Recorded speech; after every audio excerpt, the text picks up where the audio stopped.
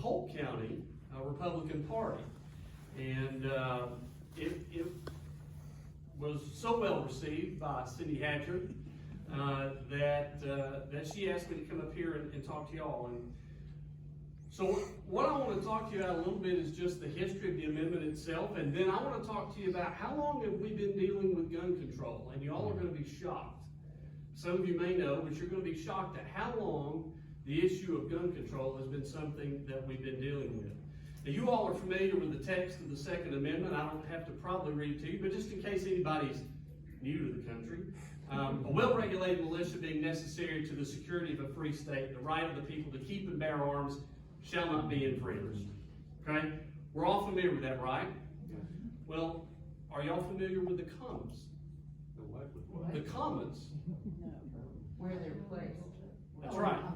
The first controversy about the Second Amendment is about the commas.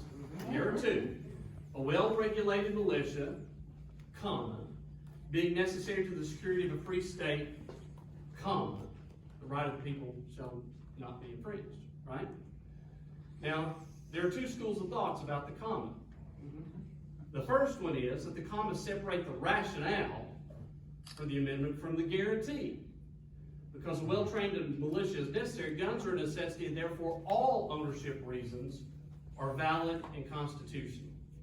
And the second one is that the commas set off the basis of the right that only the militia is guaranteed. And that hunting, self-protection, and everything else is not guaranteed by this amendment. Now, around here, I am certain that it's like it is back home. I represent 230,000 people in the 10th Judicial District. And I also represent about 1.1 million firearms in the 10th Judicial District. And I'm certain that Blount County is exactly the same as Bradley, Polk, McMinn, or Monroe counties, and that the same thing occurs here. We would not even think about, can you all imagine a place where hunting is not protected? Where your right to self-defense with a firearm is at the whim of government? I came from Maryland. You're sorry. I couldn't get Well, a we'll get to other countries here just a minute.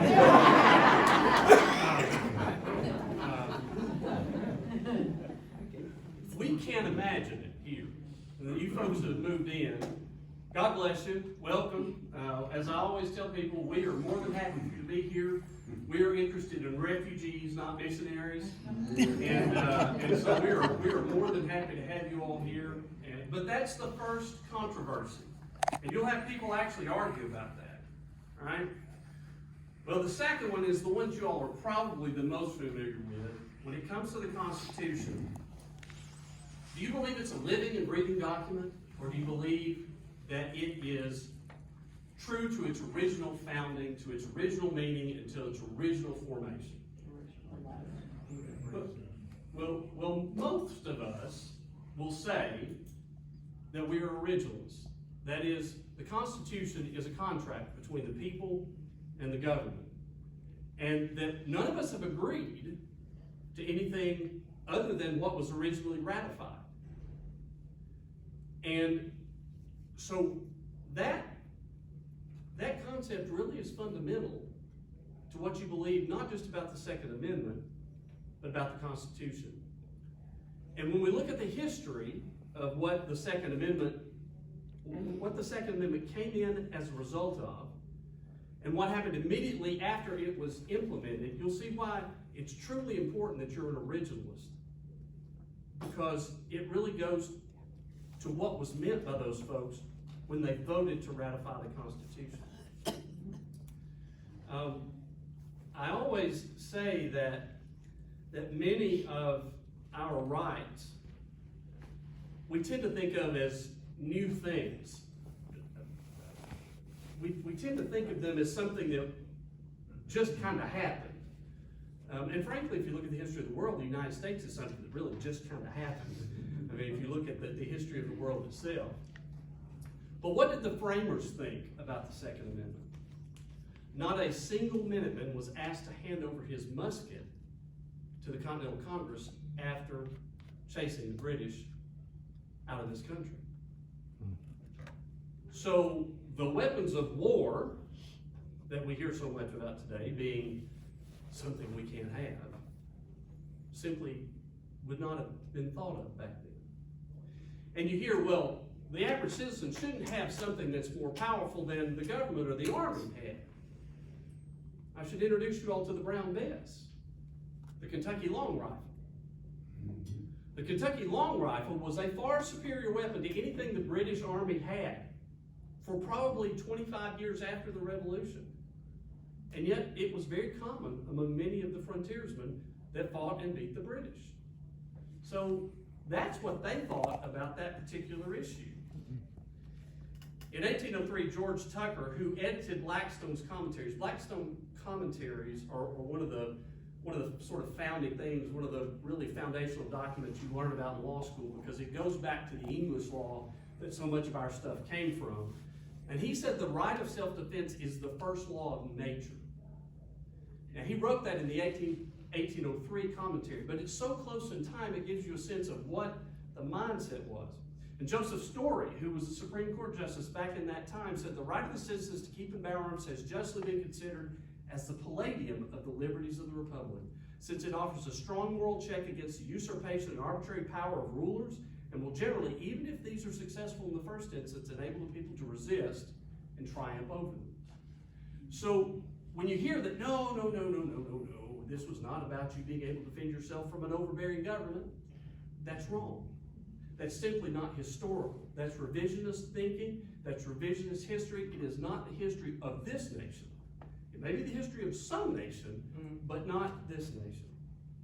When you ask about were guns important back then, because you hear say, well, you know, it's a different time, and guns are frankly maybe a little more important in society. The reason we fought a revolution was not over taxation.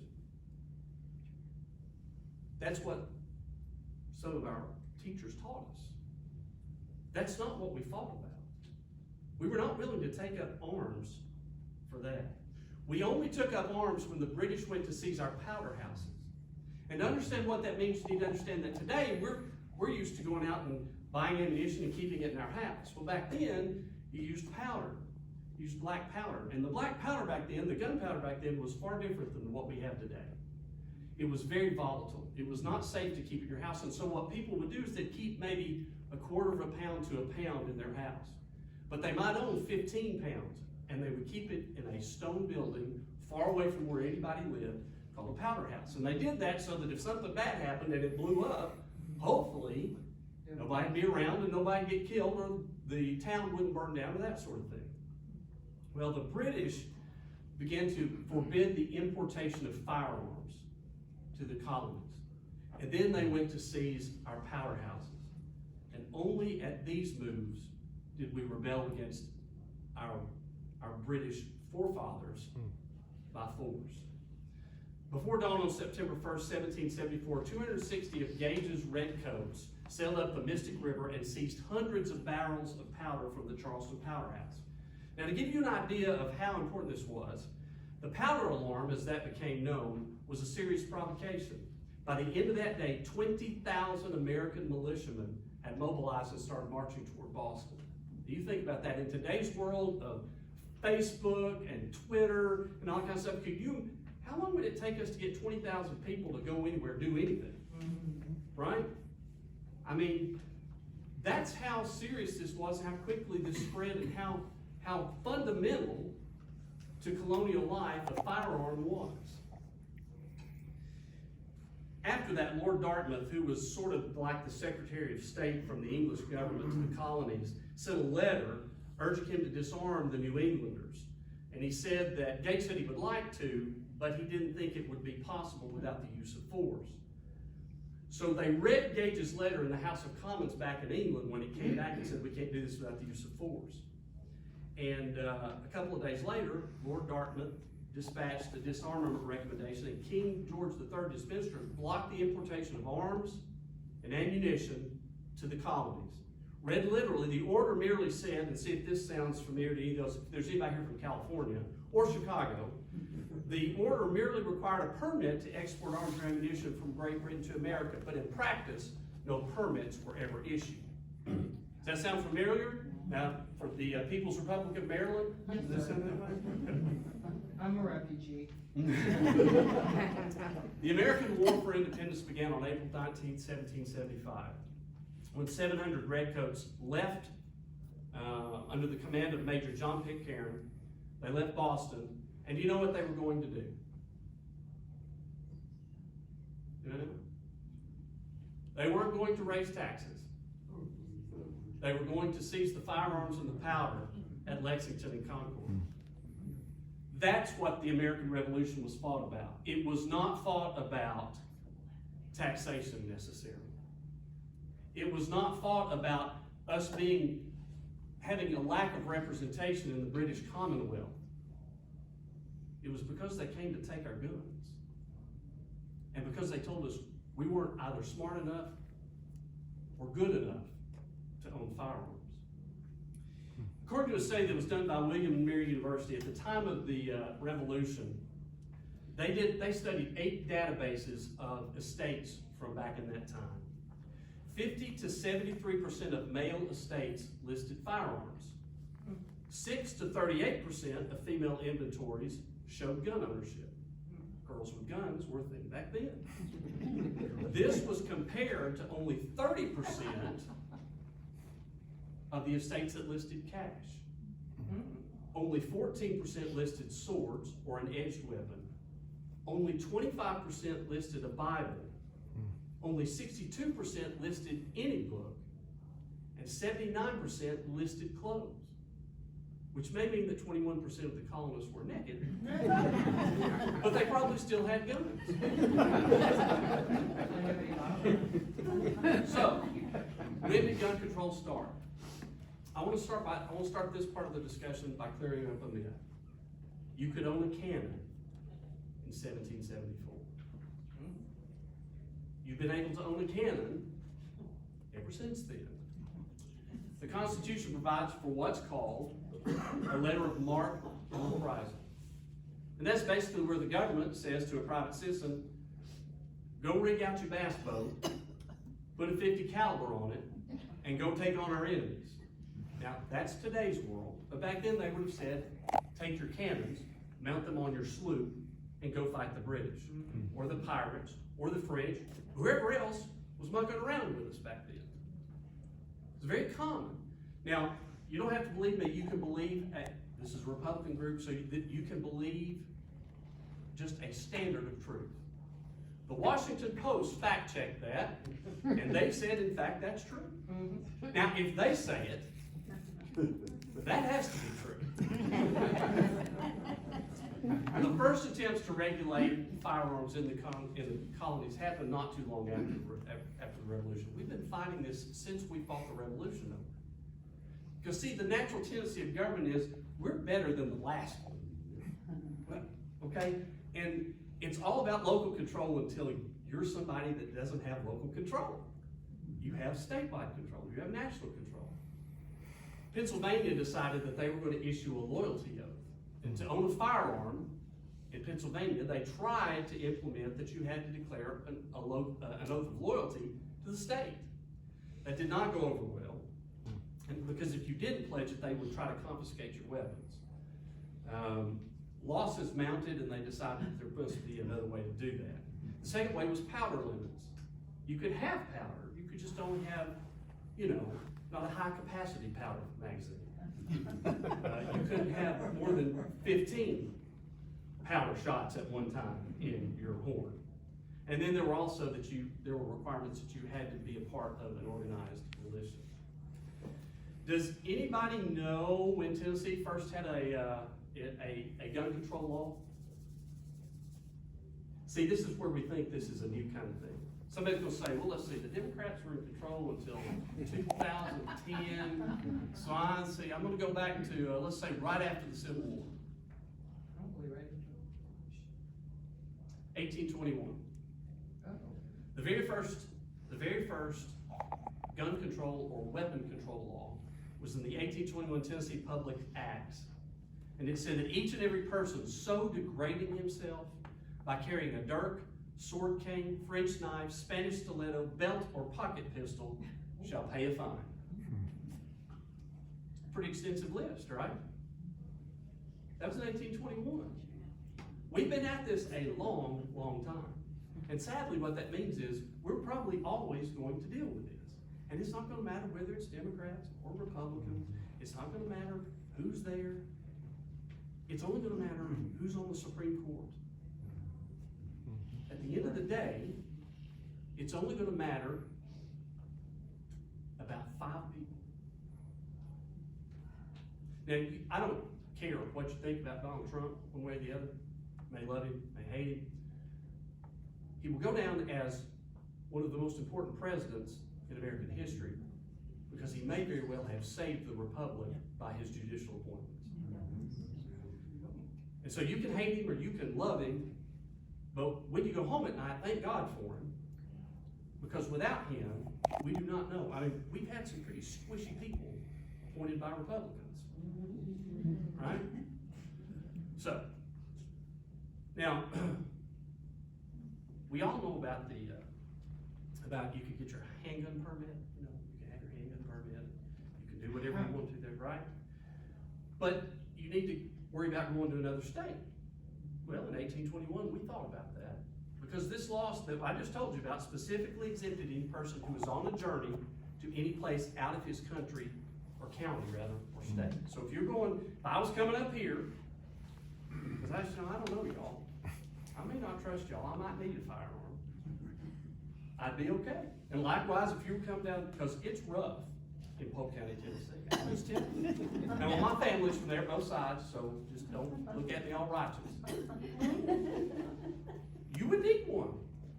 I probably need one, even today, right? So we thought about that. We went on in 1838 to ban the sale of Bowie knives and an Arkansas toothpick. Your homework's to go look up what an Arkansas toothpick is. No, you can't tell anybody. You can't tell anybody. You know, we're not going. You just know. You were that kind of kid in class, weren't you? So what we're going to do is y'all can go look that up and you'll see exactly why they thought that was terrible. But the Supreme Court of Tennessee actually said about that it was legal. Now here we are. This was 1858, but still it's 1858. The legislature intended to abolish these most dangerous weapons entirely from use. That was okay.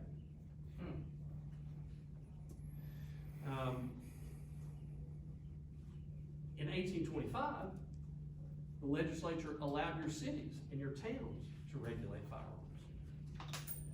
Winchester and Riddlesburg were the first 2 towns in Tennessee who had the ability to regulate firearms, and they did so by it was done so that they could restrain and punish drinking, gaming, fighting, breaking the Sabbath, and shooting and carrying guns. Now, one of those is a good thing. 3 of those are civil things. One of those is frankly just an unconstitutional thing. All the way through this, the whole deal has been about, is this an individual right possessed by every citizen? Is it a collective right that is held by us as a state? Or is it a civic right if you belong to a militia? And that fight's always going to continue. It has been since 1821. It has been all the way until today, and it will be until after we're all long dead and gone. America's first firearm law, though, when the national government got involved, we kept their nose out of this until June 26th of 1934. And much like so many other things that's wrong with this country, Franklin Delano Roosevelt's New Deal for Crime instituted the National Firearms Act. And this was a response to the gangland crimes such as the St. Valentine's Day Massacre. So here we back in 1934, you know, now every time there's a mass shooting, or every time there's a horrific act that really is the fault of a person and not an implement, we get this call for greater gun control. Well, that's not new either. There is nothing new under the sun, and certainly gun control is not one of them. The Federal Firearms Act, 4 years later, required gun manufacturers, importers, and dealers to obtain a federal firearms license, which is still in effect today. Much of that act was repealed in 1968 by the Gun Control Act, but just reenacted it. They didn't like their act. They wanted to have something they could put on their resume, so they got rid of it and then just put it back under the same thing. Now, I could go through some of these other ones, but there are a couple of things I want to point out to you, because I know y'all need to get out of here, and I apologize so much that I was late. I've looked forward to this ever since I was asked, and I am honored to get to speak to y'all. I'm just very, very sorry that you've had to wait for somebody like me. I mean, if it was somebody worth waiting for, I would understand it. But in 1986, Congress enacted the Firearm Owners Protection Act under President Reagan. It was the very first time that anybody in Congress went, hey, you know, maybe that whole Second Amendment thing, we ought to go back to, because it's still around. And so much of the problems that we had were gotten rid of. Unfortunately, though, it's crept back. Sadly, under both Republicans and Democrats, that same thing has come back. There are two court cases that I think you need to know about. I'm a lawyer, so we have to talk a little bit about court cases. District of Columbia versus Heller really is foundational and fundamental to our freedom these days, because in a 5-4 decision, remember I told you, it only matters who the 5 are, the Second Amendment guarantees an individual right to possess a firearm. Our Supreme Court has said that among these 3, individual, collective, or civic, is an individual right. And because it's an individual right, you can exercise it freely. That law was incredibly important because it's the first time we'd ever kind of taken a step back by the court system from this sort of march towards getting rid of the protections, frankly, not just of the Second Amendment. And understand why the Second Amendment is important. When the Second Amendment goes, so does every other amendment. Because if they can take that one, they can take all of them. Look at what they've already done with the freedom of speech without passing a law. Simply by imposing the will and the power and the weight of government, and frankly, having their own minions in some of these social media outlets, for one thing, they've been able to establish the erosion of your right to free speech. But on June 23rd of 2022, frankly, really probably an even more important case was passed, and that's New York State Rifle and Pistol Association versus Blount. In that case, the court ruled that New York's law requiring a license to carry a concealed weapon violated the Second Amendment. The United States Supreme Court said, look, this says something, and words have a meaning, and because it has a meaning, we're going to take it at what it means. That's just last year. And those are the justices that Donald Trump put on the court. They made that difference. So when you hear people criticize him, and again, I don't care who's supporting the upcoming primary, it doesn't matter to me. But when you hear somebody criticize him, ask them if they appreciate the Second Amendment. We'll say, well, where's my God I do? Say, well, then you appreciate Donald Trump. Somebody else you need to appreciate is Justice Clarence Thomas. He wrote that opinion. He said the Second Amendment's plain text thus presumptively guarantees petitioners a right to bear arms in public for self-defense. At the very least, we cannot conclude from this historical record that by the time of the founding, English law would have justified restricting the right to publicly bear arms suited for self-defense only to those who demonstrate some special need for self-protection. We know of no other constitutional right that an individual may exercise only after demonstrating to government officers some special need. Think about that. That's probably one of the more profound things you're going to read or hear from a Supreme Court case. Think about that. Imagine having to ask your government to exercise a right because you have a need. Doesn't sound like much of a right, does it? Sounds like you're asking permission. Sounds like when I was 8, I wanted the second cookie. Now, Tennessee's carry laws, I'm gonna tell you, there are, it is crazy in Nashville with firearms bills right now. They are everywhere, and it's crazy. Oh, but you know what?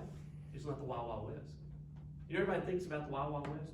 Do you know why the gunfight at the OK Corral happened? There's got to be some Western fan. It happened because Wyatt Earp was going to take the firearms from the gang. Dodge City, all of these Wild West towns had municipal ordinances, like Chicago, that say you have to turn in your firearm when you get into the city limits. What about that? That's been around. That is before the current mayor of Chicago as well. The bottom line in Tennessee is you can carry a firearm concealed or open. And my suspicion is by the time the General Assembly is through, it's going to be even more open than it is now. Now, there's one bill that I'm a little concerned about for your good friend Ryan Desmond back there, and that's one that would allow people to carry them into the courthouse. That's been problematic. I will tell you that and it's important to remember every right, no right is absolute. No right is absolute. And while I don't, as you can, I hope you can gather from the way I've talked about this, I'm fairly passionate about what the Second Amendment means. But we have to be responsible too. And so that bill, I'm not sure what will happen with that. So with that, again, y'all are some amazing folks to sit around here. Y'all sat around here a whole lot longer than my family would to wait on me. They would have left. Just sitting around, we had some great. Well, I understand that, but at the same time, you just go, well, you know, I mean, this fellow's nice, but I ain't waiting on that Crump guy. So very much, I thank you very much, and anytime y'all are a great audience too. Anytime I can come back to talk to y'all, I'll do it. Y'all the best jury I've ever had.